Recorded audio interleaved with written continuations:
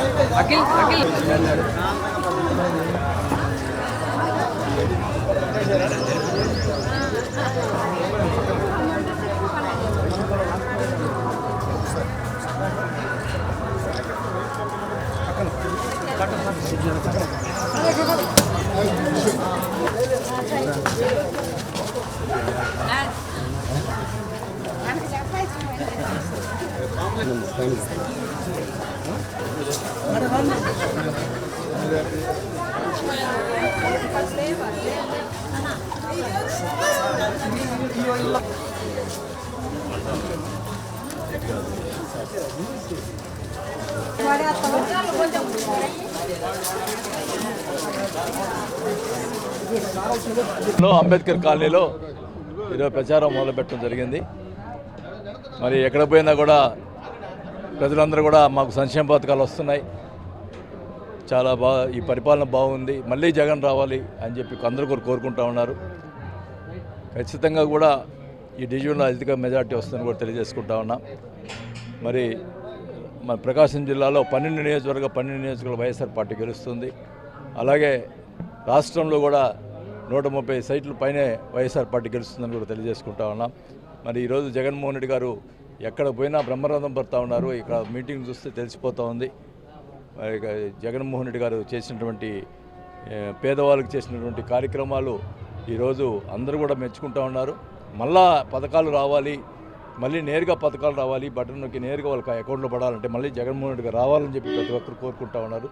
మరి రేపు 9వ తేదీ ఇస్తున్నటువంటి మేనిఫెస్టో తోటి మళ్ళీ ఆ పాంప్లెట్ తీసుకొని ప్రజల్లో కూడా వెళ్తామని చెప్పి కూడా తెలియజేసుకుంటా ఉన్నాం. ఎందుకంటే జగన్మోహన్ రెడ్డి గారు మాకు మేనిఫెస్టో ఇచ్చాడంటే చేస్తాడు అనేది ప్రజలకి పూర్తి విశ్వాసం ఉంది. ఆ విశ్వాసంతో మన మేనిఫెస్టో తోటి ప్రజల్లోకి వెళ్తామని చెప్పి కూడా తెలియజేసుకుంటా ఉన్నాం. ఎందుకంటే ఆయన పెట్టినటువంటి 19లో పెట్టినటువంటి మేనిఫెస్టో 195% ఫిల్ఫిల్ చేసినటువంటి వ్యక్తి జగన్మోహన్ రెడ్డి గారు. అదే 2014లో చంద్రబాబు నాయుడు గారు అధికారులకు వచ్చినప్పుడు ఆయన పెట్టినటువంటి మేనిఫెస్టోలో కనీసం 2-3 కూడా అమలు చేయని పరిస్థితి ఉంది తెలుగుదేశం ప్రభుత్వంలో.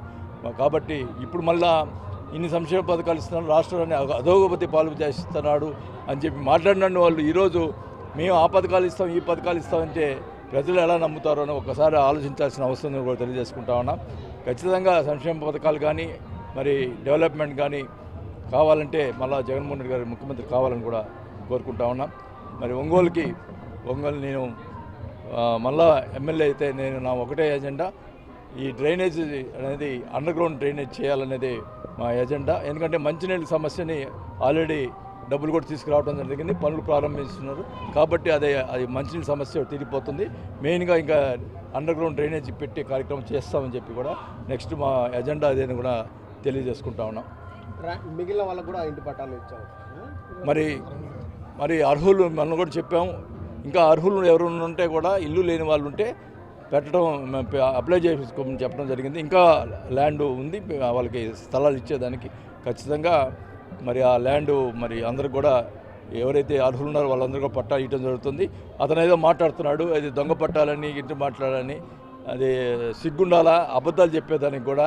మళ్ళీ అంటాడు బట్టలు పెట్టారు, ఆ బట్టలు అంట ఆరేసుకుంటే ఉతికితే పొద్దుగూకులు అదే చెప్తున్నాడు. సరే నేను ఏదో బట్టలు ఇచ్చి నా ఇదితోటి నేను బట్టలు ఆ రోజు ఇచ్చేసాము, నువ్వెందుకు అంతలామని ఎదురుగా తీసుకుంటావు? నువ్వు ఇచ్చుకో, ఏమేమి చేసుకో, మళ్ళీ మా మీద ఎందుకు పెడతావు?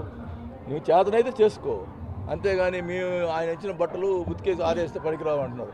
అది ఇచ్చిన బట్టలు ప్రజలకు తెలుసు, వాళ్ళు చూసుకుంటారు. ఇది ఇప్పుడు కోర్టుకు ముందులో ఎప్పుడో ఇచ్చినటువంటి దానికి అనవసరంగా మాట్లాడి ప్రజల్ని మోసం చేయటం మంచి పద్ధతి కాదు. వాళ్ళకి ఇచ్చిన బట్టలు వాళ్ళకి తెలుసు ఏమి ఇచ్చారో, అది నువ్వు చెప్పాల్సిన పని లేదు. నీ పని నువ్వు చూసుకో, ప్రజలను ఓట్లు అడుగు. అంతేగాని ఊరికే మేము అది చేసాం ఇది చేసామంటే నువ్వేం చేసావు ఒకసారి ప్రజలకు చెప్పాల్సిన అవసరం ఉంది.